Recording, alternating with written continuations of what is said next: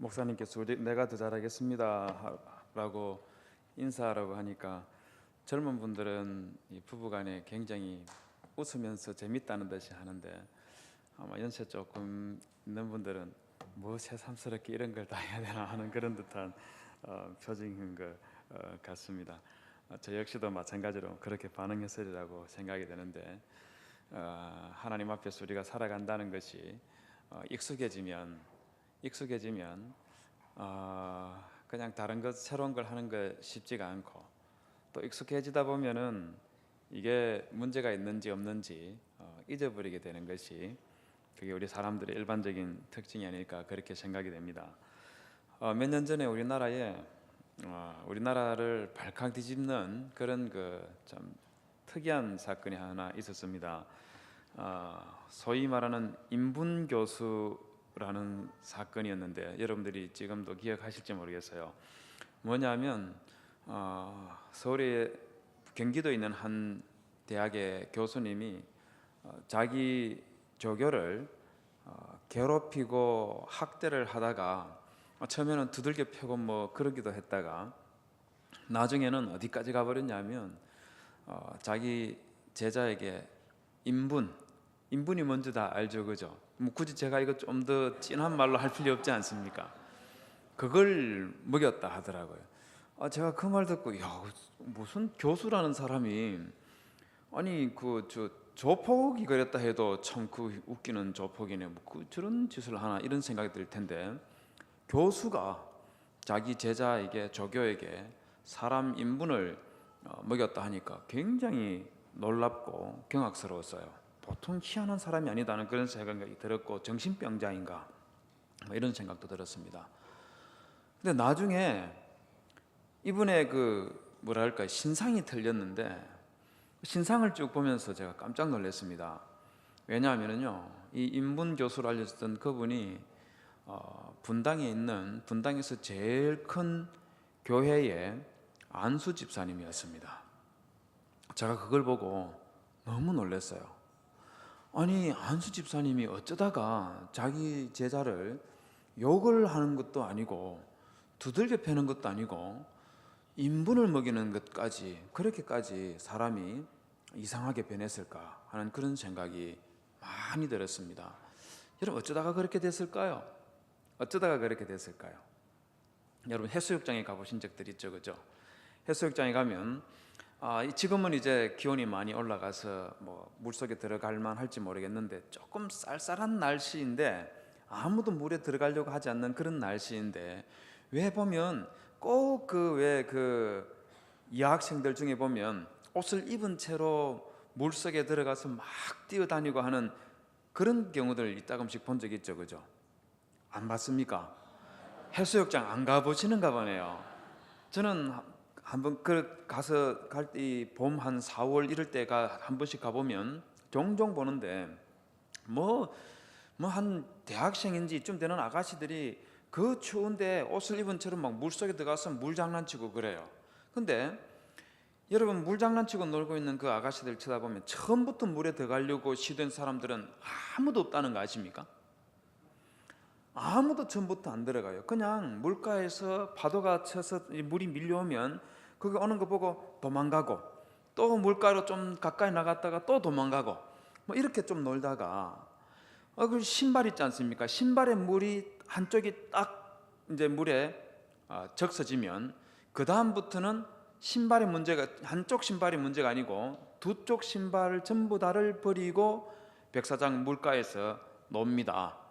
그러다가 조금 더 지나면 아예 그냥 인생 뭐 갈 때까지 가보자 하는 이런 기분인지 모르겠는데, 아예 그냥 옷을, 바지까지 그냥 쑥 들어가서 안에 들어가서 물속에서 놀다가 이 허벅지까지 물이 잠기면 그때부터는 그냥 모든 걸 포기해 버립니다. 그냥 물속에 확 주저앉아 가지고 그렇게 노는 경우들을 많이 봅니다. 그런 것들 봤죠, 그죠? 제가 왜 이 말씀을 드리느냐 하면, 물속에 들어가서 물가에서 신발이 젖기 시작하면 그때부터는 이 사람은 점점 대담하게 물에 온몸을 적시는 것을 두려워하지 않습니다. 죄라는 것도 그렇습니다. 여러분, 인분을 먹였던 그 교수가 처음부터 그럴 마음이 저는 없었으리라고 생각됩니다. 자기 제자를 처음에는 욕설을 한번 했을 거고요. 근데 그게 양이 안 차니까 욕을 몇 마디 더 했을 겁니다. 그게 점점 쌓여가면서 이제는 손찌검을 하게 되고, 그게 또 양이 안 차니까 점점 더 나아가서 결국은 엄청난 짓을 하게 됐을 거예요. 여러분, 이런 것뿐만 아니고 대형 사고 치는 그런 사람들도 전부 다 마찬가지입니다. 여러분, 이런 것들을 생각하면은요, 왜 미가 시대 때에 그렇게 엄청나게 부패하고 타락했었을까 하는 것을 우리가 충분히 짐작을 할 수가 있습니다. 미가서 2장 1절에 보면은요, 이런 말이 나옵니다. 그들이 침상에서 죄를 꾀하며 악을 꾸미고 날이 밝으면 그 손에 힘이 있으므로 그것을 행하는 자는 화 있을진저. 여러분, 이 말씀에서 특징이 뭐냐면 불특정한 그들이라고 그렇게 했습니다. 불특정한 그들이 침상에서 죄를 꾀하며라고 했습니다. 이게 무슨 말이겠습니까? 들어누워서 생각을 하는 거예요. 내가 무슨 죄를 지을까? 내가 무슨 나쁜 짓을 할까? 누구를 괴롭힐까? 누구의 재산을 빼앗을까? 이런 계획을 짜고 낮이 되면 그냥 거침없이 나가서 그 죄를 행했다, 그 말을 하고 있는 겁니다. 근데 이게 굉장히 특별합니다. 왜 특별하냐면, 여러분들은 죄를 지을 때 낮에 죄를 짓습니까? 밤에 죄를 짓습니까? 미안합니다. 죄를 안 짓는데 제가 이렇게 물으면 답할 방법이 없죠, 그죠? 근데 일반적으로 불신자들이, 여러분들에게 물어서 정말 미안합니다. 불신자들이 죄를 지을 때 낮에 죄를 지을까요? 밤에 죄를 많이 지을까요? 언제 죄를 많이 지을 것 같습니까? 보통 밤에 죄를 많이 짓습니다. 왜 그런지 아십니까? 내가 죄 짓는 그것을 다른 사람에게 들키기 싫었어요. 들키면 처벌을 받을 수도 있고, 또 들키면 내가 죄를 지었다는 것이 알려짐으로 인해서 내가 곤란하게 되는 것을 피하기 위해서 주로 밤에 죄를 짓습니다. 만약에 낮에 죄를 짓는다면요, 자기 얼굴을 가린다든지 자기 신분이 노출되지 않도록 그렇게 하는 것이 일반적인 특징이에요. 그런데 오늘 읽은 성경에서는 뭐라고 했냐면, 밤에는 죄를 꾀하다가 낮이 되면 그걸 바로 실행해 버렸다고 말하고 있습니다. 어쩌면 이와 같은 일들이 일어날 수 있을까요? 어쩌면 두 가지 가능성을 생각할 수가 있습니다. 하나는 미가의 시대가 죄가 너무 일반화되어 버렸기 때문에, 대낮에 죄를 짓는다고 해서 이것 때문에 양심의 가책 같은 거 느낄 필요도 없고, 다른 사람이 보는 것에 대해서 양심의 가책도 느낄 필요도 없을 정도로 그렇게 사회가 망가졌기 때문에 이랬을 가능성이 첫 번째이고, 또 하나 두 번째는 2장 1절에 보면 그 손에 힘이 있으므로 라고 말하고 있는 것에서 볼 수 있는 것처럼, 자신의 힘과 권력을 과신하면서 이걸 그냥 마음대로 휘두르는 거예요. 약하고 연약한 사람들에 대해서 봐주고 살펴주고 이런 마음은 아예 존재하지 않고, 자신의 힘만 그냥 무섭게 그냥 휘두르는 그런 사회가 되었을 가능성이 굉장히 높습니다. 여러분, 2장 1절에서는 이 정도로 말하지만 3장 1절에서 3절에 보면 더 심하게 그 당시에 죄악된 모습을 그리고 있습니다. 3장 1절에 보면 내가 또 이르노니 야곱의 우두머리들과 이스라엘 족속의 통치자들아 들으라. 정의를 아는 것이 너희의 본분이 아니냐. 원래 너희들은 정의를 행하는 것, 그게 너희들이 할 일인데, 정작 2절에서는 뭐라고 하냐면 너희가 뭘 미워한다고요? 선을 미워하고 악을 기뻐하며. 여러분, 여기까지는 선을 미워하고 악을 기뻐하며, 여기까지는 굉장히 점잖은 표현입니다. 그런데 그 다음에 나오는 구체적인 표현을 보면 어마어마한 말이 나옵니다. 내 백성의 가죽을 벗기고 그 뼈에서 살을 뜯어 그들의 살을 먹으며 그 가죽을 벗기며 그 뼈를 꺾어 다지기를 냄비와 솥 가운데 담을 고기처럼 하는도다. 이 말 한번 보십시오. 어마어마하지 않습니까? 이게 닭이나 아니면 오리 잡아가지고 이 탕 끓여 먹는 이런 걸 이야기하는 게 아니에요. 사람을 가죽을 벗기고 뼈에서 살을 뜯어내고 그릇에 담아서 그 고기를 끓여서 먹는 것처럼 이렇게 묘사를 하고 있는데, 이게 지금 미가가 무슨 일을 두고 지금 그 당시 사람들이 죄를 행하는 것을 묘사를 하고 있느냐면요, 유대인들의 음식법, 유대인들의 음식법을 가지고 지금 묘사를 하고 있는 거예요. 유대인들의 음식법이라는 게 뭐냐면, 여러분 아마 할랄이라는 거 많이 들어보셨죠, 그죠? 할랄 식품이라고 들어보셨지 않습니까? 유대인 그 이슬람 교도들에게는 할랄이라고 부르는 것이, 유대인들에게는 코셔라는 음식법이 있었습니다. 그 음식법이 뭐냐면 피를 먹으면 안 돼요. 그 다음에 부정하고 더러운 것을 역시 먹으면 안 됩니다. 그러다 보니까 먹을 수 있는 짐승들을 잡아 먹을 때는 반드시 이 짐승의 피를 전부 다 제거하고 그 다음에 고기를 먹도록 되어 있었습니다. 앞에 보시면 저게 바로 코셔라는 그런 음식법에 따라서 유대인들이 짐승을 잡고 있는 그런 광경을 그림으로 그려놓은 겁니다. 그림 보니까 어떻습니까? 굉장히 우아하고 굉장히 뭐랄까요, 분위기 있고 뭐 그런 느낌이 좀 듭니까? 좀 그런 느낌이 들죠, 그죠? 그냥 그림이니까. 그런데 저게 굉장히 잔인한 과정입니다. 어느 만큼 잔인하냐면, 여러분 저녁들 다 드셨죠, 그죠? 제가 안심하고 보여드려도 되지 싶은데, 저녁 안 드신 상태에서 보면은 식사를 못할 가능성이 있어서 저녁 안 드신 분 있으면 눈을 가리시고요. 다들 드셨으면 보셔도 됩니다. 여기 보시면 양을 잡고 있는 장면입니다. 저렇게 사람이 양의 목에 동맥과 정맥을 잘라버리면, 그러면 피가 솟구쳐 나올 거 아닙니까?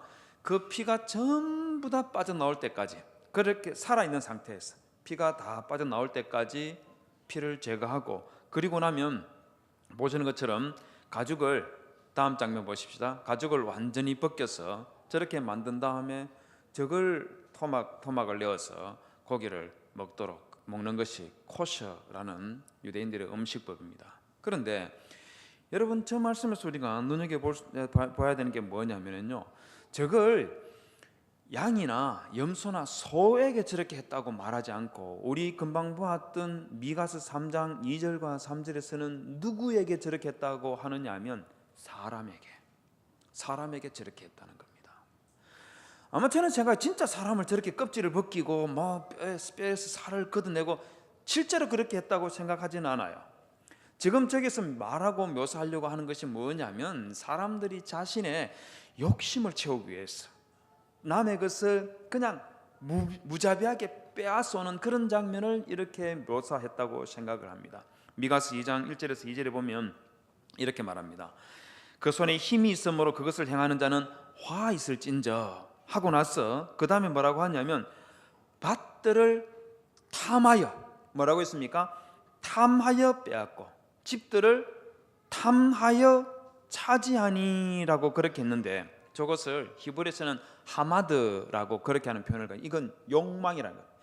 욕망 때문에, 욕심 때문에 다른 사람들의 밭을 빼앗고 집을 빼앗고 그들의 남자와 그 집의 사람들 산업을 전부 다 강탈했다, 그렇게 말하고 있습니다. 여러분, 지금 미가서 2장 1절에서 2절에서는요, 사람의 이 탐심, 욕망, 이것이 그 사람을 근본적으로 무서울 정도로 그 사람을 부패하고 타락하고, 그리고 마침내는 돌이킬 수 없는 상황 속으로 빠뜨릴 수 있다 하는 것을 보여주고 있습니다. 혹시 여러분들 칸트라는 사람 들어보셨습니까? 임마누엘 칸트라는 사람 있지 않습니까? 이분이 순수이성 비판이라는 책을 썼는데, 그 책 서문에 보면 이런 말이 있습니다. 순수이성 자체에 불가피한 과제는 하나님, 자유, 그리고 영생에 관한 것이다. 이게 무슨 말이냐면요, 여러분 우리는 다 생각하면서 살지 않습니까? 그렇지 않습니까? 그런데 사람이 생각하는 것 중에서 태어나서부터 죽을 때까지 끊임없이 생각하고 또 생각하지만 풀 수 없는 수수께끼가 3가지가 있다는 겁니다. 그 중에 첫 번째는 하나님의 존재에 대해서. 우리는 하나님께서 계신다 하는 것을 우리 다 믿고 있지만, 우리가 힘들고 어려울 때면 어떤 생각이 듭니까? 진짜 하나님이 계시면 내가 이럴 수가 있나? 이런 생각 들 때 있죠, 그죠? 정말 힘들 때 말입니다. 그렇지 않을 때는 그런 생각 안 들지만 진짜 힘들 때는 정말 하나님이 계시다면 이런 일이 어떻게 일어날 수가 있나, 이런 생각들을 가지고, 이런 생각들이 태어나서 죽을 때까지 계속 반복되지만, 그러나 아무리 생각하고 고민해도 하나님이 계신지 하나님이 안 계신지 이것을 사람의 머리로서는 증명할 길이 없다. 그걸 칸트가 첫 번째로 이야기했습니다. 그 다음에 두 번째는 뭐냐면요, 영생에 관한 것.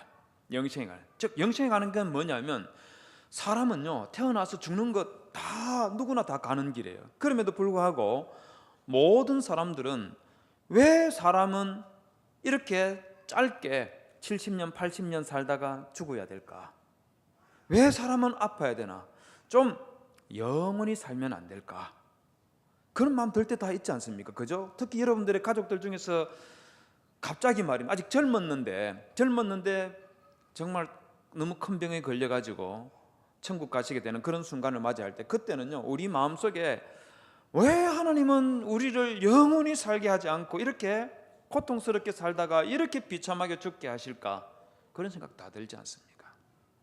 저는 병이 안 들어도 50대 중반이 넘어가니까요, 인생 왜 이렇게 짧나? 좀 더 길면 안 좋을까? 물론 건강하게 많은 것을 소유하면서 이런 것도 따라다니지만은요, 인생이 좀 짧다는 이런 게 조금씩 느껴져요. 그 다음에 세 번째가 뭐냐면요, 자유입니다. 자유에 대한 이 그리움이 인간의 마음속에는 항상 도사리고 있다는 겁니다. 그래서 아주 어릴 때는 그렇지 않지만 중학생 이상만 되기 시작하면, 그때부터는 어떻게 하면 부모의 품을 떠나서 나갈 수 있을까? 이게 마음속에 늘 있어요. 그래서 고등학교 갈 때 경산에 있는 고등학교에 지나간다 하면은 기분이 별로예요. 그런데 경산을 떠나서 기숙사에 가야만 되는 먼 곳으로 간다면은 왠지 모르게 행복해요. 그렇지 않습니까? 대학을 경산에 있는 대학에 가는 것도 좋지만 집을 떠나서 좀 더 멀리 부산으로 간다 이러면 정말 행복합니다. 정말 행복합니다. 더 나아가서 이제 부모님을 떠나서 내가 결혼해서 내 나름의 인생을 살아야 되겠다 이런 생각을 가지고 결혼을 딱 하면은요 정말 좋아요. 그런데 1년만 있으면 아내가 좀 친정에 가면 안 좋을까? 그런 마음이 왜 들까요? 왜 들까요?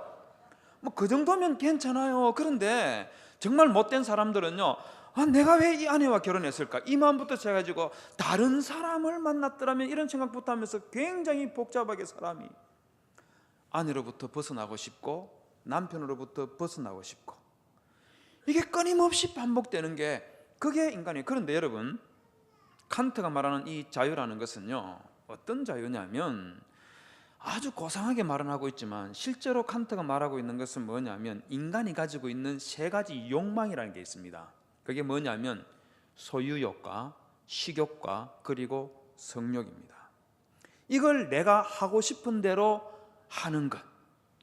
고상하게 말하고 있지만 궁극적으로는 이 세 가지 욕구를 내가 채우고 싶은 대로 마음껏 하는 그 자유를 인간들은 늘 꿈꾸고 있지만, 그러나 그걸 이루지 못한다는 겁니다. 여러분, 그걸 이루겠다고 덤벼들면 어떤 일이 생겨나는지 아세요? 그걸 이루겠다고 덤벼들면, 그러면 그 사람은 진정한 자유를 향하여서 나가는 것이 아니라 본능적 욕망의 노예가 되어버린다는 거 아십니까?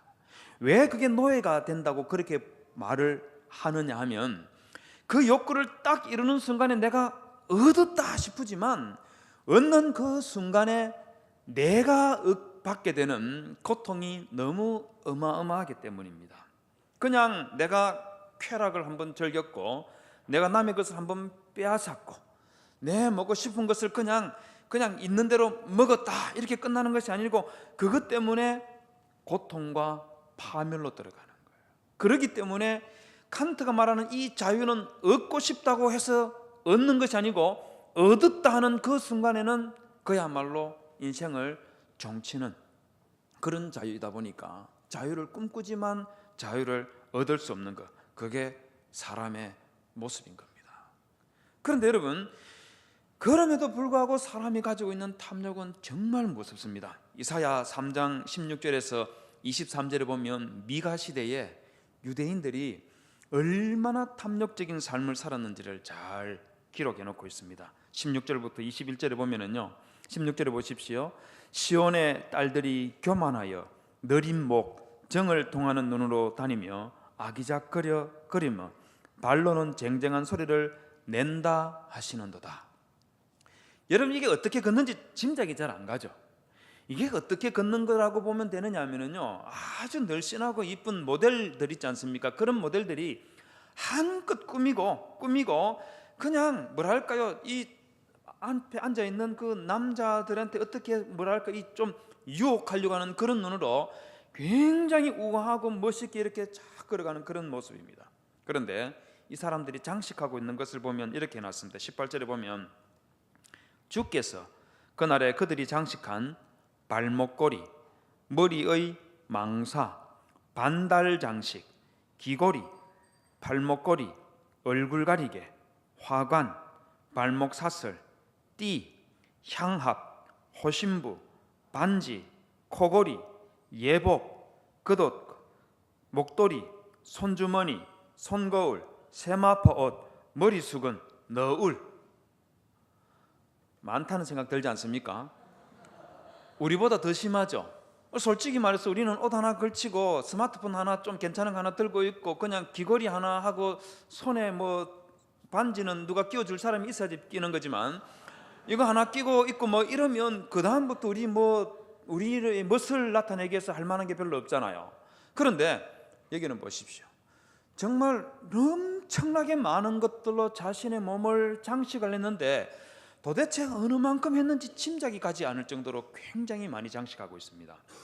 다음 장면에 보시면 이 사진에 보시면 저게 뭐냐면요, 지금부터 약 4,000년 전 아브라함의 고향 갈대아 우르의 한 무덤에서 출토된 여성의 장식입니다.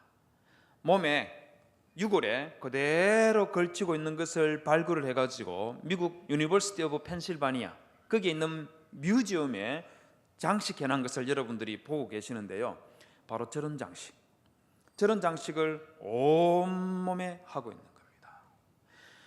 우리가 상상하기 쉽지 않을 정도로 엄청난 장식을 하고 있는 그런 시대가 과거에 있었다는 거예요. 제가 생각하기에는 지금 이사야 3장 16절에서 23절에서 말하고 있는 이 미가 시대의 이스라엘 백성들도 자신의 이 욕구, 물질에 대한 욕구, 소유에 대한 그 욕구로 자기를 장식하는 것이 우리가 상상할 수 없을 정도로 엄청나게 장식을 했다는 겁니다. 여러분, 이런 식으로 자신의 탐심과 탐욕 때문에 자기를 장식해 나가니까 여러분 무슨 일이 나느냐면요, 상상할 수 없는 범죄를 저지르는 거예요. 미가서 7장 2절에서 5절에 보면 이들이 저지른 범죄의 대상이 누구인지 기록하고 있습니다. 2절에 보면 경건한 자가 세상에서 끊어졌고 정직한 자가 사람 가운데 없도다. 왜?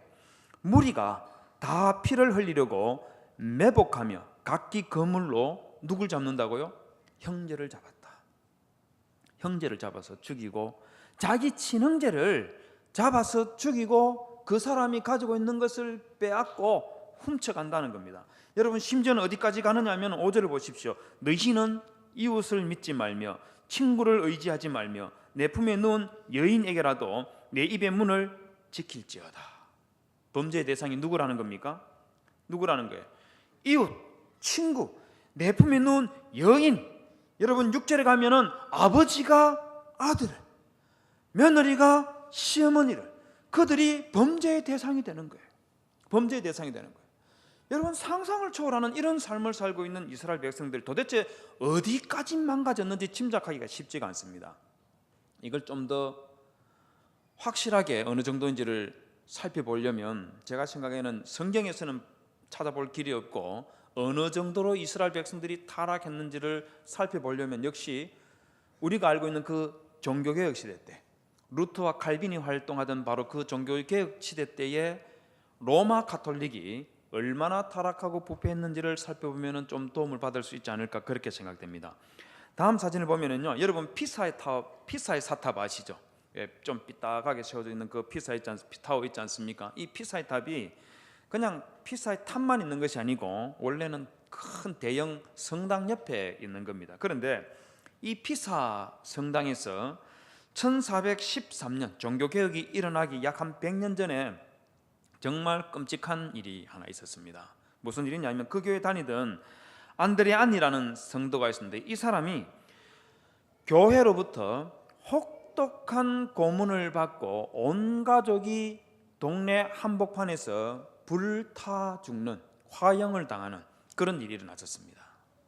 이유가 뭐냐면요, 이 사람이 이 성당의 제일 높은 추기경이 말을 타고 가는데 그 추기경 보고 웃었다는 거예요. 아니, 웃은 게 아니고 웃은 것 같다 하는 게 이유였습니다. 웃은 것 같다 하는 게 왜 문제가 됐냐면 그냥 웃는 것이 아니고 추기경을 보고 비웃었다, 비웃은 것 같다, 이것 때문에 붙잡아다가 너 왜 추기경을 보고 웃었어? 너 왜 추기경을 보고 조롱했어? 비웃었어? 이렇게 신문하기 시작하다가 내가 웃은 적 없다니까 거짓말한다고 끝까지 고문을 하다가 이 사람만 죽인 것이 아니고 이 사람의 아내와 딸들까지 전부 다 붙잡아 와서 동네 한복판에서 불태워 죽였습니다. 여러분, 무섭다는 생각 들지 않습니까? 어떻게 이런 일이 가능한가? 여러분, 이 정도는 일도 아닙니다. AD 1414년에서 1484년 동안 로마 교황이었던 식스투스 4세라는 사람은요, 3년 동안에 안달루시아라는 곳에서 이슬람교도 2,000명을 불태워 죽였고, 그리고 스페인에서는요 10년 동안 어린 아이를 포함해서 11만 4천 명을 고문해서 죽였습니다. 왜 죽였는지 아시겠습니까? 교황의 권위에 적대적이라는 그 이유 하나 때문에. 우리식으로 하면은요, 목사에게 대어든다는 거죠. 목사에게 목사 대접 안 한다는 거죠. 이런 것 때문에 죽였던 숫자가 11만 4천 명입니다. 엄청나게 많죠. 이렇게 폭력을 휘두르면서 유럽의 성도들을 학대하고 핍박했었는데 이 사람들이 이 정도로 끝나지 아니하고 유럽의 성도들로부터 정말 엄청난 돈을 착취를 했었습니다. 그냥 뭐 헌금을 강요하는 이 정도를 넘어가지고 나중에는 어떻게 어느 쪽으로 나가느냐면요, 그냥 헌금할 돈이 이제 헌금할 생각이 없으니까 너희들 죽은 부모와 할아버지, 처자식이 지옥에 가 있는데 그 지옥에 가 있는 사람들을 천국으로 보내려면 면죄부를 사야 된다고 그렇게 가르쳤습니다. 앞에 보시는 저것이 면죄부인데요, 지금부터 450년 전에 만들어진 면죄부입니다. 원래 이 면죄부는 십자군에 참여하는 사람들에게 당신들이 전쟁터에서 죽더라도 천국 간다는 그런 확인서, 뭐 이거 가지고 있는다고 저는 천국 간다고 절대로 생각 안 하는데 그런 용도로 줘서 만들었었는데 나중에는 이걸 팔아서 교황을 비롯해서 교회의 신부들과 추기경들 자기들의 부를 축적하고 교회당을 치장하고 성당을 화려하고 거창하게 만들어가는 그 용도로 이 면죄부를 팔아먹었습니다. 루트가 종교개혁하던 바로 그 즈음에 독일에서 면죄부를 팔아먹었던 사람이 조함 테젤이라는 사람인데요, 이 사람은 면죄부를 팔아먹으면서 이런 말을 했습니다. As soon as a coin in the copper rings, the soul from purgatory springs. 이게 무슨 말이냐면요, 동전이 면죄부를 팔아먹는 그 통 있지 않습니까? 그 통에 동전을 딱 집어넣어서 땅그랑 소리를 나는 그 순간에 연옥에 있던 영혼이 죽은 영혼이 바로 점프해 갖고 나오듯이 그렇게 빠져나온다, 그렇게 말했습니다. 말도 안 되는 소리죠. 그 동전 떨어지는 그 소리 듣고 지옥 가 있는 사람이 그 지옥에서 빠져나올 것 같으면 저 같으면 뭐 몇 천만 원이라도 할 것 같아요. 그런 일이 있을 수가 없죠. 그 다음에 조하남 테젤이라는 사람이 또 뭐라고 했냐면 면죄부의 위력을 말하면서 이 면죄부는 마리아를 강간한 사람의 죄까지도 씻어줄 수 있다. 그 마리아를 누구라고 했냐면 그 뒤에 보십시오. Mother of God. 누구라고 말했을 것 같습니까? 어느 마리아를 말할 것 같아요? 바로 예수 그리스도를 탄생시켰던 성모 마리아. 그 성모 마리아를 강간한 사람일지라도 그 사람의 죄를 이 면죄부를 사면은 그 사람의 죄도 용서된다, 이렇게 말했습니다. 제가 조금 더 가정 안 했어요. 여러분들 나중에 루트라는 책이나 루트라는 영화 한번 보십시오. 거기 보면 이 말이 그대로 나와요. 여러분 정말 어마어마한 악한 사람이라고 생각 들지 않습니까? 말을 해도 저런 식으로 말한다는 거는요, 이 사람의 영혼이 얼마나 더럽혀져 있고 얼마나 부패해 있는지 충분히 저는 짐작할 수 있다고 생각합니다. 바로 여러분, 이런 식으로 미가 시대 사람들이 부패하고 타락해 있었고 자신들의 탐욕 때문에 그야말로 갈 때까지 가버린 그런 더러운 그런 삶을 살았었다 하는 것을 볼 수가 있습니다. 뿐만 아니고 미가서 3장 9절에서 10절에서는요, 미가가 이런 말을 합니다. 야곱 족속의 우두머리들과 이스라엘 족속의 통치자들, 곧 정의를 미워하고 정직한 것을 굽게 하는 자들아, 원하노니 이 말을 들을지어다. 시온을 피로, 예루살렘을 죄악으로 건축하는도다. 여러분, 시온이 뭐냐면 예루살렘 성전이 있는 그곳이 바로 시온이고, 예루살렘은 그냥 시온 성전이 있는 그곳이 바로 예루살렘은 시온 성전이 있는 그 유다의 수도가 예루살렘이죠. 다음 장면 보시면은요, 저 예루살렘 성전이 있는 그 주변을 둘러싼 예루살렘을 한번 보십시오. 물론 저거는 지금의 예루살렘인데 미가 시대 때 예루살렘은 저 정도로 크지는 않았습니다. 그러나 성전은 저 중에서 한 절반 정도 크기로 미가 시대 때에 있었다고 그렇게 우리가 생각을 하는데, 저 거대한 그런 도시를 지금 뭐라고 말하고 있냐면요, 미가서 3장 10절은 시온을 피로 만들었다는 겁니다. 예루살렘을 죄악으로 건축했다는 겁니다. 여러분, 이게 이해가 됩니까? 하나님의 성전을 피로 건축하고 예루살렘을 죄악으로 건축했다.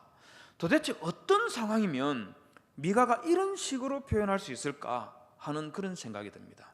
저는 이것들도 모두 다 뭐라고 생각하느냐면요, 정말 뭣도 모르는 성도, 아무것도 모르는 그런 성도들에게 말입니다. 여러분들은 대학도 나오고 뭐 석사학위, 박사학위 이런 것도 가지고 있는 분들이 많이 있고 그렇지 않습니까? 그러나 미가 시대 사람들이 그렇게 똑똑하고 그렇게 공부 많이 하고 그러지 않았지 않습니까? 그러다 보니까 신앙이라는 것이 제사장이나 레인들이 가르쳐 주는 대로, 알려주는 대로 그냥 그걸 그냥 그대로 순진하게 그걸 받아들이고 따라가는데, 그런 사람들에게 거짓말로 돈을 빼앗아내고 하는 이런 방법으로 성전을 장식하고 예루살렘을 장식하는 그런 일을 했다, 그 말을 하고 있는 겁니다.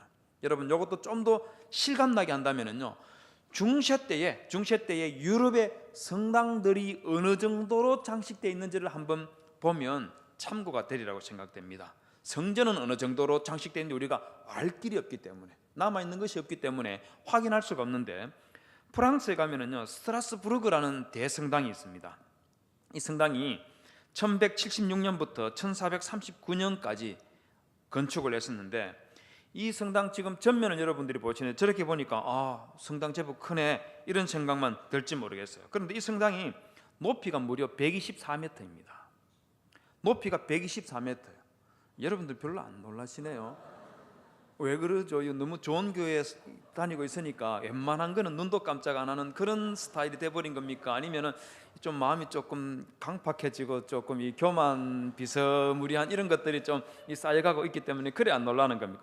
여러분, 124m이면은요, 이게 지금 우리 같이 건축 기술이 좋은 이런 시대 같으면 124m 이거 아무것도 아니죠. 그런데 저게 1100년대에 124m 높이짜리 저런 건물을 건축한다는 건요, 이건 굉장한 겁니다. 상상을 초월하는 거예요. 그런데 그 정도가 아니고 이 성당에 가보면, 제가 저 성당에 가서 사진도 찍고 그랬는데요, 저 성당 가까이 가보면 전체가 조각상입니다. 전체가 조각품이에요. 어느 정도냐면, 다음 장 한번 넘겨봐 주시겠습니까? 저기 보십시오. 그래서 잘 한번 다음 장 한번 또 한번 넘겨보십시오. 저 모든 건물에 저런 조각들이 온 건물을 빙 둘러가면서 저게 있습니다. 여러분, 1100년이면 고려시대쯤 되지 않습니까? 고려시대 때에 불상 하나 가지고 있으면 이게 국보급이지 않습니까? 그렇잖아요. 그런데 저런 것들이요, 저 성당 전체를 빙 둘러가면서 위아래로 전부 다 장식하고 있습니다. 그럼 한번 생각해 보십시오. 저 정도로 장식하려면 인부가 얼마나 들었겠습니까? 그냥 인부가 아니고 최고급 인력, 저런 석상을, 저런 이 돌로 조각상을 만들 수 있는 그런 고급 인력이 수십 년, 수백 년에 걸쳐 가지고 꾸준히 작업하려면 저기에 들어간 돈은 또 얼마나 되겠습니까? 어마어마한 돈, 천문학적인 돈이 들어갔습니다. 여러분, 다음 장면은요, 성 베드로 성당입니다. 저 성당 한번 보십시오. 어마어마하게 큰 저 성당, 저거 한번 보십시오. 저게 소위 교황이 머물고 있는 베드로 성당이라는 곳입니다. 여러분, 저 성당에 한 번에, 다음 장도 한번 넘겨봐 주시겠습니까? 저기 들어가 있는 저 사람들이요, 한 번에 10만 명이 들어갈 수 있는 광장만 10만 명이 한꺼번에 들어갈 수가 있어요. 이걸 130년 동안 지었었는데, 이걸 짓는다고 팔았던 면제부가 수천만 장, 아니 수천 장이 아니고 수천만 장 이상을 팔아서 기금을 만들어 가지고 저와 같은 거대한 성당을 만들었습니다. 여러분, 저 성당에 들어가면은요, 성 베드로 성당은 안에 있는 모든 것들이 보물들입니다. 저기 있는 것 하나만 가져 나와도 여러분 팔자 고칩니다. 평생 먹고 살아도 남을 정도의 돈 된 가치가 되는 것들이, 그것들이 저 안에 헤아릴 수 없을 정도로 꽉 들어 있습니다. 꽉 들어 있어요. 여러분, 얼마나 많은 성도로부터 얼마나 많은 돈을 빼앗았으면 저게 가능했겠습니까? 여러분, 춘향전에 보면 이 의사가, 그런 이몽룡이 쓰였던 시가 있습니다. 마지막으로 암행의사 출두하기 직전에 썼던 시인데, 거기 보시면 이런 내용이 나옵니다. 검준미주 천인혈, 옥반가효 만성고, 총루낙시 민누낙, 가성고처 원성고, 이런 내용이 나옵니다. 저기 보면 금항아리 맛있는 술은 천사람의 피요, 옥쟁반 온갖 안주 만백성의 기름이네. 촛물 떨어질 때 백성의 눈물 떨어지고, 노래소리 높은 곳에 원망소리 높아라.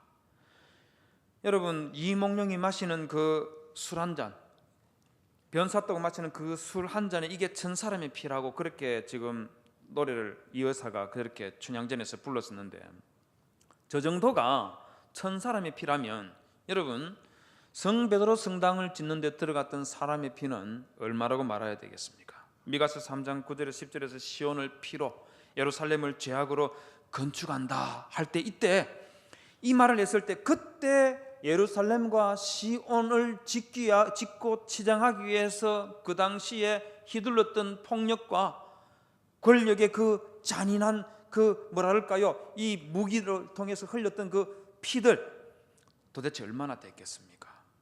여러분, 종교의 타락이라는 것이 이렇게 무섭다 하는 것을 보여줄 뿐만 아니고, 사람이 탐욕으로 물들면 얼마나 무섭게 변할 수 있는가 하는 것을 단적으로 보여주는 것이 아닌가, 그렇게 생각이 됩니다. 여러분, 이런 것들은 그 당시에 리더들이 했던 일들입니다. 주로 리더들이 했던 일들인데, 여러분, 정말 안타깝게도 이스라엘 백성들도 완전히 정신줄을 놓고 살았습니다. 우리가 아까 읽었던 미가서 2장 6절에서 11절에 있는 말씀 보면 6절에서 이런 말을 합니다. 그들이 말하기를 너희는 예언하지 말라.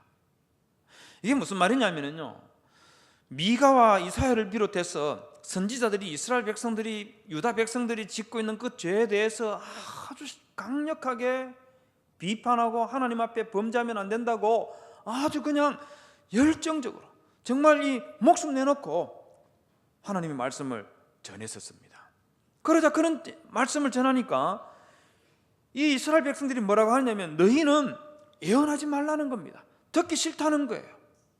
하나님의 말씀이라고 네가 말하지만 나는 그 하나님 말씀 듣기 싫고 내 배 채우는 게 더 급급하고 내 욕심 채우는 게 더 급급하기 때문에 잔소리하지 말라는 거예요. 잔소리하지 말라는 겁니다. 여러분, 어디 이런 것들이 이스라엘 백성들만 그러겠습니까? 우리도 그럴 때가 많이 있지 않습니까? 정말 하나님 말씀대로 살라고 건면하고 말하면 그거 듣기 싫은 거, 그게 우리 사람들의 모습이잖아요. 이건 뭐 좀 부끄럽지만 저희 아이들도 그렇더라고요. 한 번은 저희 아이들하고 차를 타고 아내랑 같이 드라이브를 하는데 아내가 잔소리를 좀 하니까 제 아이가 막 처음에는 뭐 그냥 고개 푹 숙이고 듣고 있더니 조금 한 10분쯤 아내의 잔소리가 조금 이어지니까 제 아이가 엄마 잔소리 좀 그만하면 안 돼요? 이러는 거예요. 제가 이거 그 말하는 거 보고 제가 깜짝 놀랐습니다. 그래서 저는 벌써 이런 말을 하네 하는 그런 생각을 가지면서, 그래도 뭐 어떡하겠습니까? 그냥 듣고만 있고 그냥 있었는데, 조금 아내의 잔소리가 한 10분 정도 또 계속 이어져 가니까 저희 아이가, 엄마 이제 그만 좀 하세요.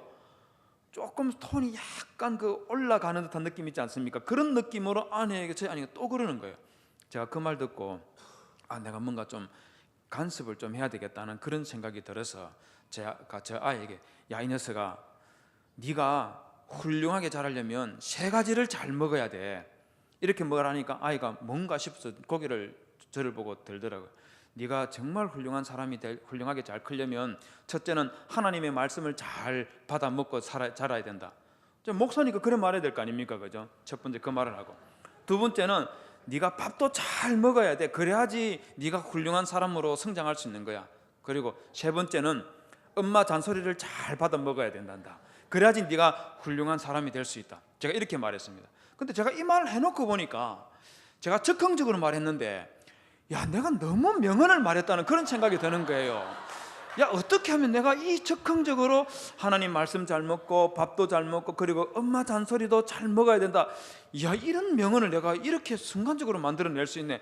제가 너무 감동이 돼가지고, 저 사실은 막 도취가 돼가지고, 저희 아이가 제 말을 듣고 굉장히 감동을 받아서 엄마 잔소리를 귀담아 들어야 되겠다, 이런 마음을 가졌겠지 하면서 그걸로 이렇게 딱 돌아보니까 입만 툭 튀어나와 있는 거예요. 저는 명언이라 생각했는데 저희 아이는 그렇게 받아들이지 않은 것 같더라고요. 그래서 제가 입이 툭 튀어나와 있는 거 보고 제가 안 되겠다 해서 저도 목소리를 조금 더 높여가지고, 야, 이 녀석아, 아빠는 결혼한 지 30년 동안 너 엄마 잔소리 듣고 사는데 네가 도대체 뭐라고 엄마 잔소리를 안 듣는 거야? 제가 그 말 한마디 딱 하고 나니까 저희 아이가 아무 소리 안 하고 엄마 잔소리가 끝날 때까지 그냥 가만히 있었디다. 근데 제가 그 말 하지만 제가 아내가 잔소리 할 때마다 사실은 30년 동안 잔소리를 듣고 살고 있지만은 진짜 저희 아내가 그렇게 잔소리 많이 하는 건 아닌데 그냥 좀 하는데, 30년 동안 제가 잔소리를 듣고 있는데, 제가 그 잔소리 할 때마다 어쩌다가 한 번씩은 좀 저항하기도 하고, 그러다가 좀 깨갱하면서 다시 이제 알았어요 하고 또 뭐 시키는 대로 또 하기도 하고 뭐 그럽니다만은, 그래도 마음 한구석에는 내가 언제쯤이면 저 잔소리를 안 들을까, 천국 갈 때나 안 들으려나, 뭐 이런 생각도 솔직히 들거든요. 왜냐하면 듣기 싫으니까. 그 듣기 좋아하는 사람이 누가 있어요? 근데 마찬가지로 이스라엘 백성들도 하나님께서 선지자들을 통해서 하는 그 말 아마 듣기 싫은 것 저는 이해는 돼요. 하지만 여러분, 2장 6절에서 뭐라고 말하느냐 하면, 너희는 예언하지 말라. 이것은 예언할 것이 아니거늘 욕하는 말을 그치지 아니한다. 하나님의 말씀으로 그들에게 전하고 있는 이 말을 뭐라고 말했냐면 욕하는 말이라고 그렇게 말하고 있습니다. 왜 이런 말을 하는지 아시겠습니까? 너희들 그거 하는 거 그 죄다, 이런 식으로 하다간 하나님께서 너희들에게 벌을 내려서 마침내는 큰 심판을 받게 되고 재앙을 받게 될 거다, 이렇게 말하니까 7절에서 이렇게 말합니다. 너희 야곱의 족속은 어찌 이러기를 여호와의 영이 성급하시다 하겠느냐, 그의 행위가 이러하시다 하겠느냐, 이렇게 말합니다. 이게 무슨 말이냐면, 하나님께서는 사랑이 많으신 하나님이고 인자하신 하나님이시고 자비로운 하나님이시기 때문에 내가 지은 이 죄, 이거는 하나님 보시기에 이건 티끌에 지나지 않아. 이것 가지고 하나님께서 우리에게 재앙을 내리고 벌을 내리고 이런다면 하나님의 성령은 너무 급하신 거다, 우리보다 더 성질이 급한 것 같다. 그렇기 때문에 너가 말하는 것은 다 거짓말이야. 하나님은 자비와 사랑의 하나님이다, 이렇게 말하는 겁니다. 그러면서 11절에 보면 이 사람들이 참 선지자가 하나님의 말씀을 전하는 그것은 예언하지 말라고 이렇게 말하면서 11절에 보면, 사람이 만일 허망하게 행하며 거짓말로 이르기를 내가 포도주와 독주에 대하여 네게 예언하리라 할 것 같으면 그 사람이 이 백성의 선지자가 되리로다, 이렇게 말합니다. 이게 무슨 말이냐면요, 내가 포도주와 독주에 대하여 내게 예언하리라, 이렇게 말인데, 여기서 말하는 포도주와 독주라는 말은 무슨 말이냐면 그야말로 이게 술 마시는 이 술을 말하는 것이 아니고 구약 성경과 고대 이스라엘에서 포도주와 독주는요, 복을 상징합니다. 포도 농사 잘 지어가지고 최상급 그 포도에서 나온 그 포도주, 이거 마시는 거, 이거는 하나님이 주시는 가장 최고의 축복이라 그렇게 생각했습니다. 그렇기 때문에 여기에서 내가 포도주와 독주에 대하여 네게 예언하리라 할 것 같으면, 이 말은 무슨 말이냐면 하나님께서 너에게 복 주신다. 네가 이리 가도 복을 받고 저리 가도 복을 받고 들어가도 복을 받고 나가도 복을 받고 뭘 해도 하나님께서 너에게 복 주실 거다. 그래서 너 집에는 큰 대형 아파트 살 거고, 너 자녀들은 어마어마하게 큰 직업 가질 것이고, 뭐 좋은 학위 받고 그렇게 잘 살 것이다. 이런 식으로 예언하면 사람들이 뭐라고 하냐면, 야, 참 진짜 저 사람은 그냥 감옥에 집어넣어 버리고 지금 우리에게 축복을, 포도주와 독주를 예언하는 이 사람을 우리의 선지자로 세우자, 이러면서 거짓 선지자를 참 선지자로 세우고 그 사람을 따라간다는 거예요. 여러분, 이게 우리 한국교회에 일어나는 특징이지 않습니까? 우리 한국교회에 일어나는 특징이지 않습니까? 어리석은 성도들이, 그야말로 목사님들이 그냥 막 당신들에게 하나님께서 복 주십니다, 성경 많이 읽으면 복 줍니다, 기도 많이 하면 복 줍니다, 교회 결석 안 하면 복 줍니다, 이러면 진짜 그건 줄 알고 막 미친 듯이 그냥 그게 진짜인 줄 알고 그렇게 다녀요. 여러분뿐만 아니고 미가서 3장 11절에서는요, 제사장과 선지자들이 참 기가 찬 노릇을 하고 있습니다. 제사장은 무엇을 위하여 교훈한다고 했습니까? 삭슬 위하여. 성경을 가르치고 설교를 할 때마다 엄청난 돈들을 요구를 한다는 거예요. 엄청난 돈들을. 아마 여러분들은 경험해 보지 못한 그런 사례를 받아 챙기는 그런 목사들이 있다는 거 아십니까? 지금 서울 법조타운 어디에 있는 거기 교회 가서 설교 한번 딱 하면은요, 설교 한번 딱 하면 사례 얼마 주느냐 하면 500만 원을 줍니다. 설교 딱 한 번 하는데 500만 원. 무섭다는 생각 들지 않습니까? 이명박 대통령이 나온 그 교회에서는 장례 예배 집례하면 딱 한 장 줍니다. 얼마짜리 한 장을 줄 것 같습니까? 1000만 원짜리 한 장을 줍니다. 제가 아는 가깝게 지냈던 목사, 미국에서 유학할 때 같이 있었던 목사로부터 들었던 이야기. 자기가 장례식에 가서 집례를 했더니만은 한 장을 주더라. 나는 100만 원이라고 하는 줄 알고, 와, 많이 주네요 이랬더니 100만 원이 아니고 1000만 원이라 하더라고요. 여러분, 놀랍지 않습니까?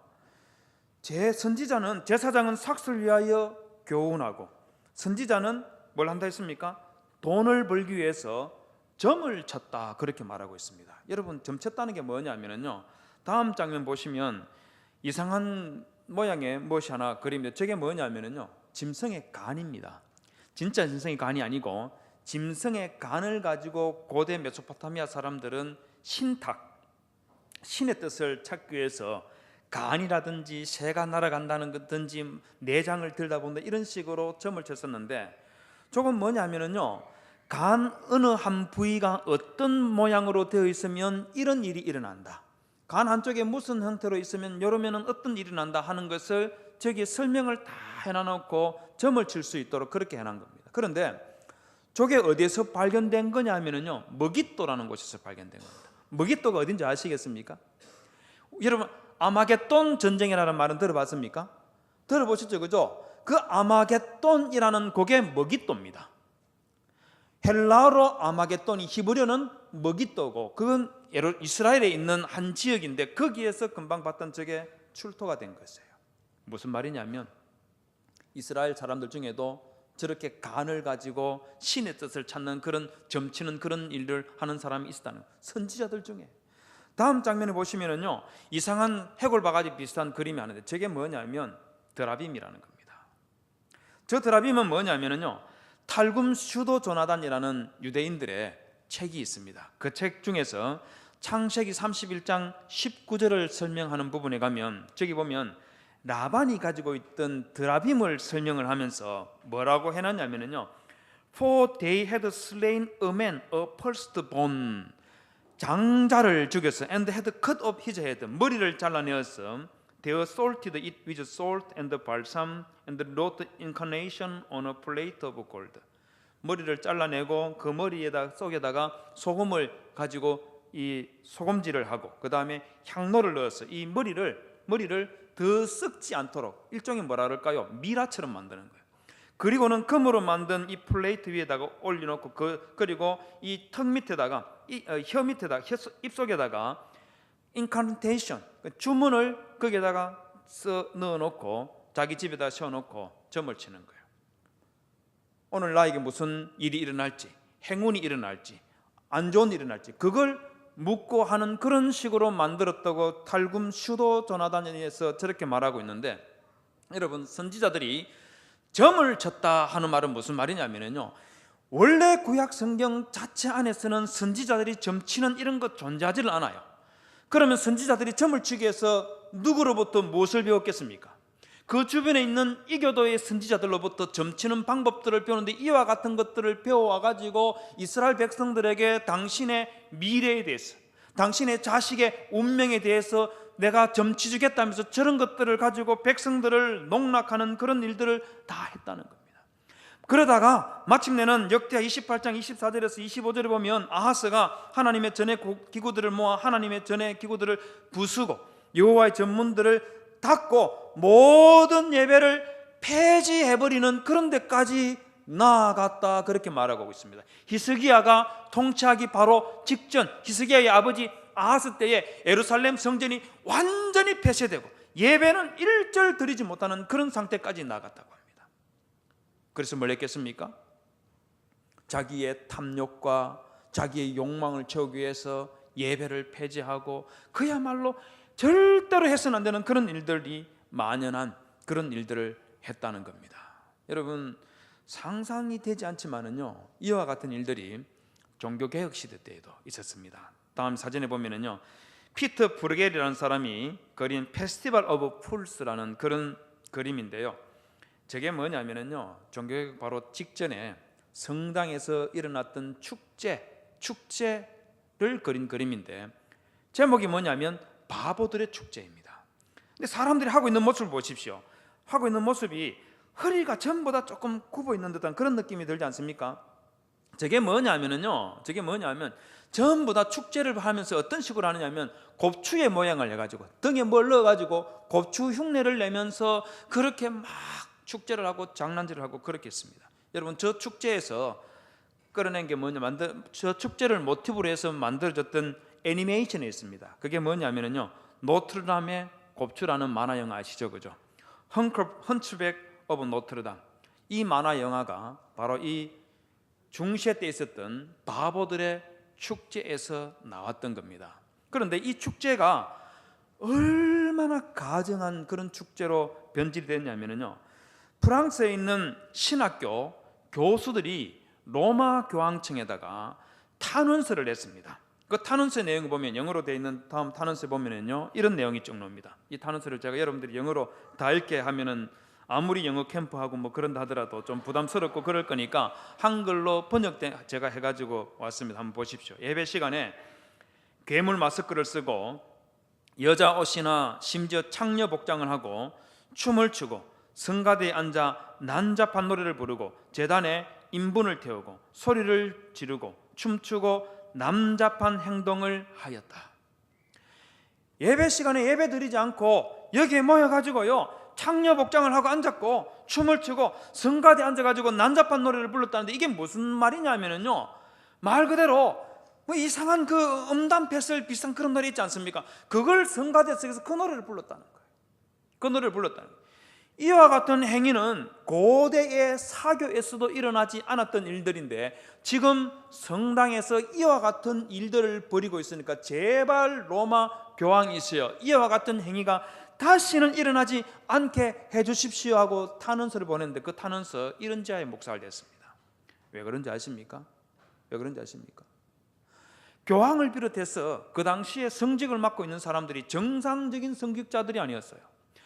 거의 대부분이 돈을 주고 성직을 샀던 사람들입니다. 앞에 있는 이 사람이 누구냐면요, 이 교황 레오 10세의 사진인데요. 이 사람이 1475년에서 1521년에 1년에 로마 교황으로 있었던 사람인데, 이 사람은요 나이 8살에 수도원 원장이 된 사람입니다.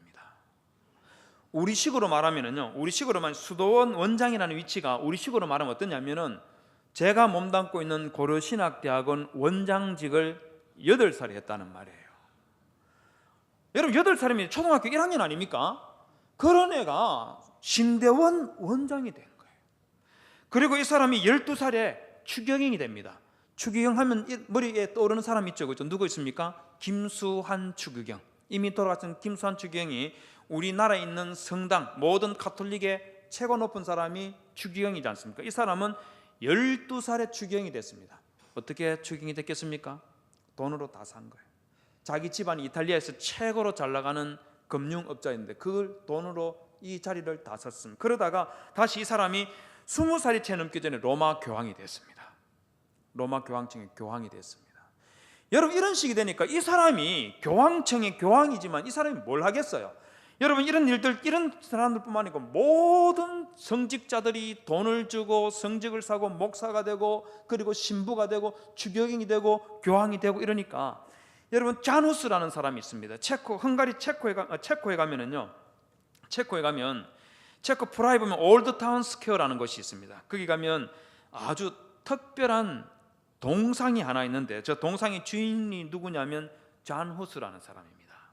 이 잔후스가 성직 매매가 만연해 있는 것을 보고 도저히 안 되겠어, 안타까워서 아주 유명한 편지를 하나 써서 공표를 합니다. 여기 보면 내가 눈물을 흘리며 성직자들인 여러분들에게 한마디 합니다. 우리가 알기로 여러분들 중 다수가 돈 받고 성직을 받았고 신령한 것을 팔았고 이러한 제약으로부터 여러분들은 물질을 쌓았습니다. 안 나옵니까? 다음 장 한번 넘겨봐 주시겠어요? 왜 여러분은 주님께서 성전에 들어가서 비둘기 장사의 탁자를 뒤엎으시고 환전상에 돈을 집어 던지신 것을 보지 못합니까? 오늘날 하나님의 성전에서 비둘기를 파는 자가 기독교계에서 성직자로 안수해주고 돈 받아 먹는 자가 아니고 누구란 말입니까? 여러분 자누스가 이와 같은 말을 했다가 결과가 어떻게 된 줄 아십니까? 여러분 십자가 전쟁 아시죠? 그 십자가 전쟁의 마지막 전쟁이 잔후스를 죽이기 위해서 체코를 공격하는 것이었습니다. 결국은 잔후스를 잡아다가 처참하게 불태워서 죽였습니다. 성직매매 하지 말라는 그 말에다가 저렇게 비참하게 죽었던 거죠. 여러분 이게 종교개혁 시대 때에 성직매매가 이렇게 있었는데, 여러분 이건 우리 시대에도 여전히 성직매매가 있다는 거 아십니까? 여러분 길 가다가 혹시 보셨는지 모르겠는데 무슨 총회신학교 이런 광고 나 붙여놓고 저기에서 이 학생 모집하는 거 보면은요 가당 찬다는 것들 많이 나옵니다. 타신학교에서 퇴학당한 사람, 졸업하지 못한 사람, 이런 사람들 모으고 또 모아가지고 6개월 동안 공부하면은 그 사람에게 안수 주고, 학교 다닐 때에는 학비가 10만 원밖에 안 해요. 공짜 같아요. 그렇게 해서 학교 다니면 6개월 지나서 안수 줄 때에는 안수비로 300만 원씩 500만 원씩 받습니다. 그리고는 부총회장 시켜주고, 여성 부총회장이요 엄청나게 많다는 거 아십니까? 이런 신학교가 서울에만 100개가 넘습니다. 한 해 이 학교로 배출되는 학생이 1000명이 넘어요. 그런 사람들이 서울 각지에서 조그마한 골방 만들어 놓고 그 안에서 기도하는, 큰 병원 옆에 세워놔놓고 거기에서 기도하고, 병 걸려가지고 병원에 가서 치료받다가 하나님 의지하고 싶어서 기도하러 오면 거기서 기도하고 거기서 돈 받습니다. 현금이 없으면 카드 결제죠. 이런 식으로 나와 배출되는 목사들이 한두 명이 아니에요. 여러분 심지어는 조금 규모 있는 제대로 된 신학교들조차도 성직매매 대열로 들어가고 있습니다.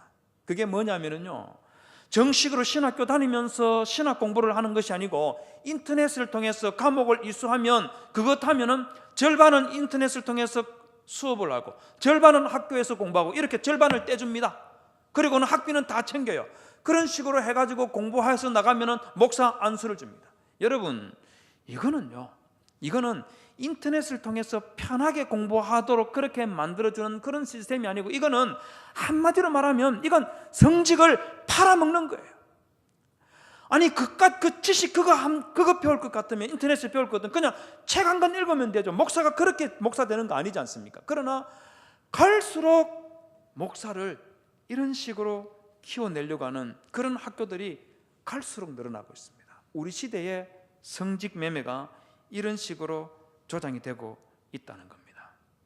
여러분, 이것이 미가 시대 때뿐만 아니고 종교개혁 때만 이와 같은 일들이 있었던 것이 아니고 우리 시대에도 동일하게 너무나도 엄청난 일들이 일어나고 있다 하는 것을 여러분들이 좀 아셔야 됩니다.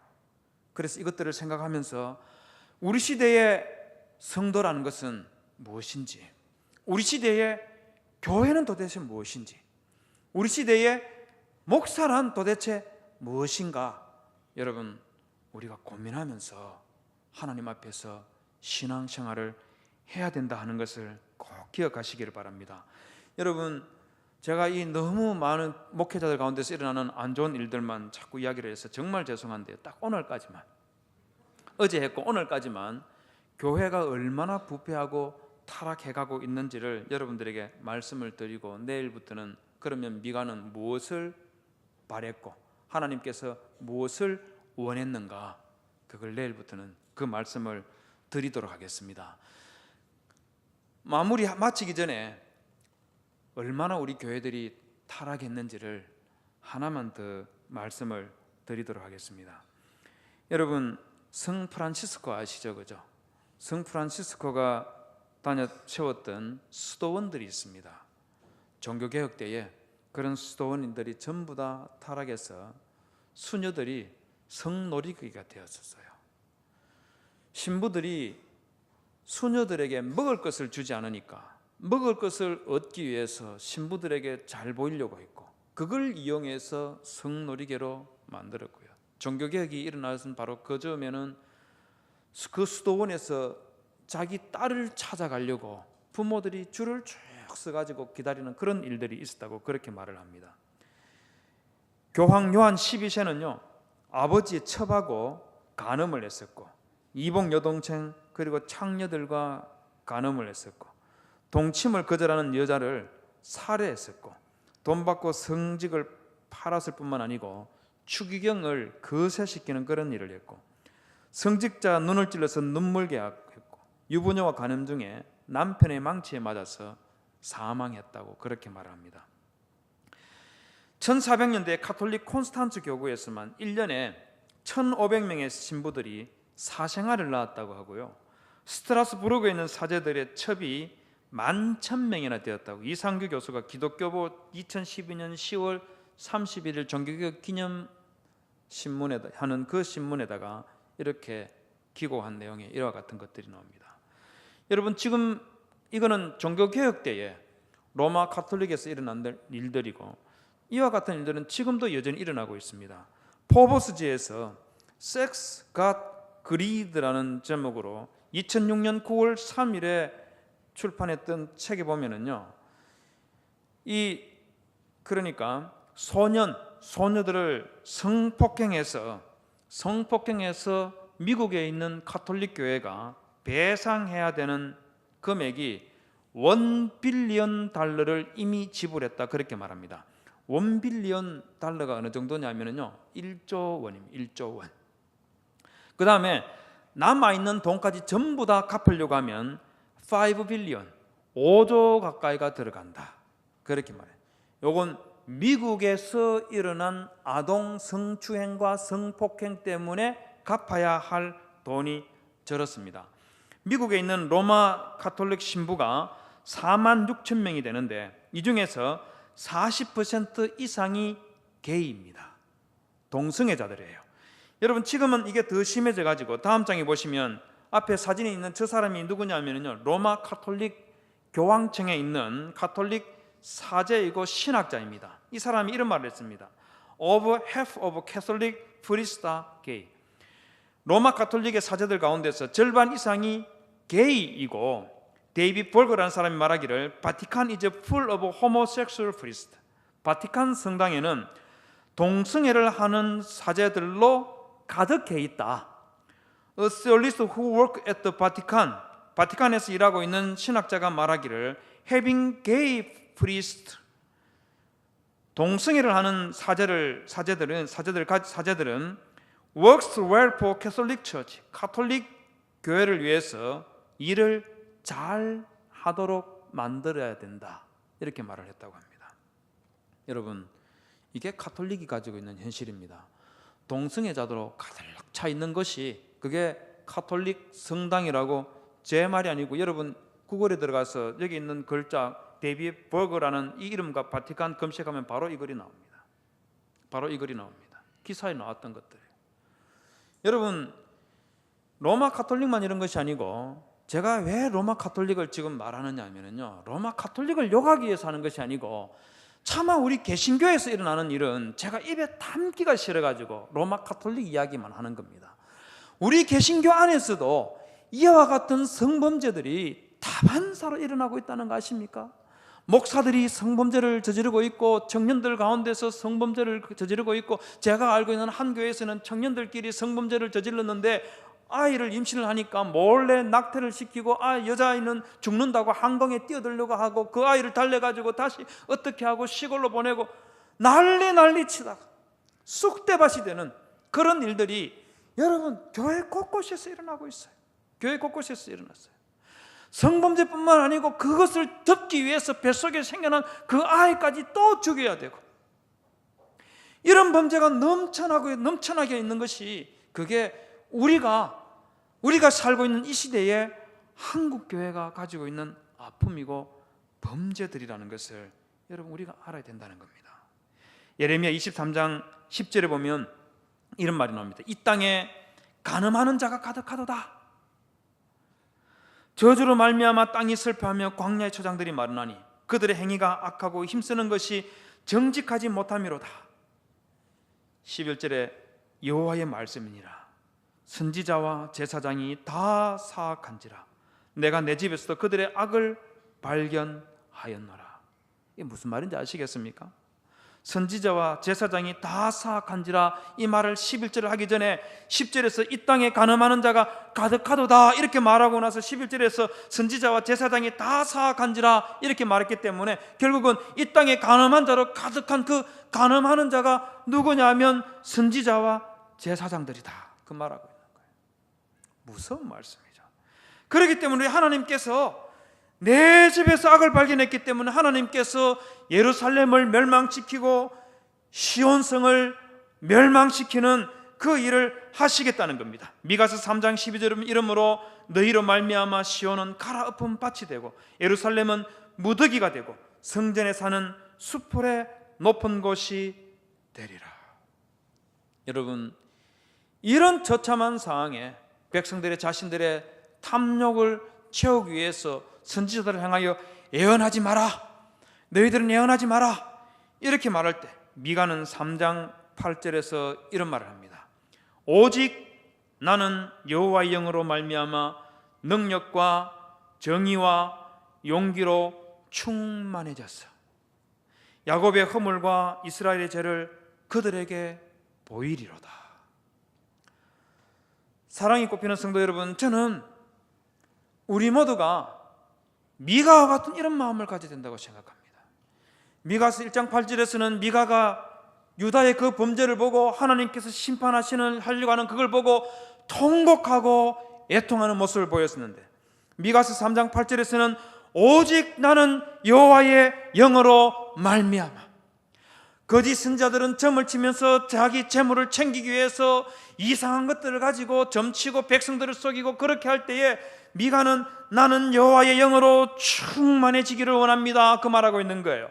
그래서 그 영으로 충만해져서 하나님께서 주시는 그 능력으로 가득해지고 정의로 가득해지고 용기로 충만해져서 모든 사람들이 미쳐가고 있는 그 세계를 향하여서, 그 유다와 그 이스라엘을 향하여서 그들의 허물과 그들의 죄를 내가 그들에게 보이리라, 그 말하고 있는 겁니다. 사랑이 꼽히는 성도 여러분, 우리도 이런 마음 좀 품고 하나님 앞에 우리 좀 기도합시다. 하나님 아버지, 저에게도 성령으로 충만하게 좀 하여 주시옵소서. 하나님, 내게 성령 충만하게 주셔서, 하나님, 제가 방언하기 원하는 게 아닙니다. 제가 신유의 은사 좀 얻기 원해서 하는 것이 아닙니다. 그 대신에 하나님, 저에게 정의로운 마음을 좀 주시고, 부패하고 타락해가는 이 한국교회를 향하여서 하나님, 저만큼은 좀 한국교회의 이 타락을 좀 지적하는 그런 마음 좀 허락하여 주시고, 우리 교회가 부패하고 타락해갈 때, 그때 하나님, 우리 교회, 우리 성도들이 이와 같이 변하고 있습니다, 하나님 용서하여 주시옵소서 하고 하나님 앞에 통회하는, 하나님 앞에 간절하게 기도하는 그런 성도들이 될 수 있도록 하나님 아버지, 저에게 성령으로 충만하게 하여 주옵소서. 그렇게 기도하는 성도님들이 되시기를 주님의 이름으로 부탁을 드립니다. 여러분, 이와 같은 마음을 우리가 가져야지 여러분, 한국교회를 다시 이렇게 세울 수가 있어요. 성령으로 충만해서 정직과 정의와 용기가 우리에게 있지 않으면 여러분, 우리 한국 사회는 두말할 것도 없고 우리 한국교회를 일으킬 방법이 없다 하는 것을 기억하시고, 성도 여러분, 하나님의 도구가 되시기를 부탁드립니다. 성령의 도구가 되시기를 부탁드립니다. 그래서 아무리 세상이 더러워져 가고, 아무리 세상이 오늘도 지금 케어 축제 한다고 난리지 않습니까? 동성애자들이 난리 치고 그런다 하더라도 하나님, 저는 아닙니다. 저는 하나님의 사람입니다. 하나님, 저는 하나님의 영으로 충만한 사람입니다. 저만큼은 하나님 앞에서 살겠습니다. 저를 통해서 우리 교회가 바로 서게 해주시고 한국교회를 새롭게 하여 주시옵소서. 이렇게 기도하고 주님 앞으로 나아가시는 그런 성도님들이 되시기를 주님의 이름으로 부탁을 드립니다. 우리 이 말씀 생각하면서 다 같이 한번 기도하도록 합시다. 말씀 미가서 2장과 3장에 있는 이 말씀에서 봤던 것처럼 성도 여러분, 미가 시대 때에, 이사야 시대 때에 이스라엘 백성들은 자신들의 탐욕을 채우기 위해서 사람들을 정말 비참하게 해치고 또 죽이기까지 하면서 욕망들을 채워나갔었습니다. 교회를 치장하고 장식하기 위해서 해쳤었고, 자신들이 살고 있는 도성을 장식하기 위해서 그렇게 백성들을 착취했었고, 돈과 부귀를 채우기 위해서 하나님의 말씀을 왜곡하고 이교도들의 점치는 것을 배워서 그것들을 가지고 거짓 선지자가 되어서 그렇게 난리를 치던 것을 보았습니다. 성도 여러분, 우리 하나님 앞에 매달립시다. 하나님, 이것이 미가 시대 때의 모습일 뿐만 아니고 종교개혁 시대 때의 모습일 뿐만 아니고 하나님, 지금 한국교회가 이렇게 타락하고 부패해가고 있습니다. 하나님, 불쌍히 여겨 주시옵소서. 하나님, 자비를 베풀어 주시옵소서. 우리 한국교회를 주님 다시 세워주시옵소서. 이 악의 구렁텅이에서 하나님 건져내어 주시옵소서. 우리 다 같이 하나님 앞에 간절하게 부르짖으며 하나님께 기도하도록 하겠습니다. 다 같이 기도하겠습니다. 하나님 아버지, 하나님 아버지, 주의 말씀 인당 네가 이 새롭게 시대에 하소서. 하나님, 예루살렘이 내 강물들에게 하소서. 제사장들과 성령의 바람 이 땅 가득 하나님, 불어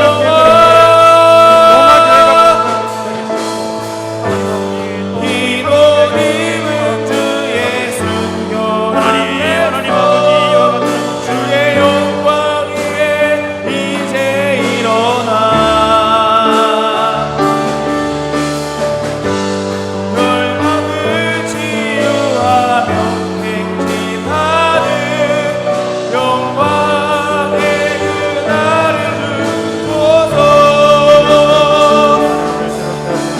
구름의 불길 타오르게 하소서. 진리의 말씀 인당 새롭게 하소서. 우리의 죄를 보기를 원합니다. 모여지기를 원합니다. 우리의 영혼이 모여지기를 원합니다. 하소서. 우리 악이 모여지기를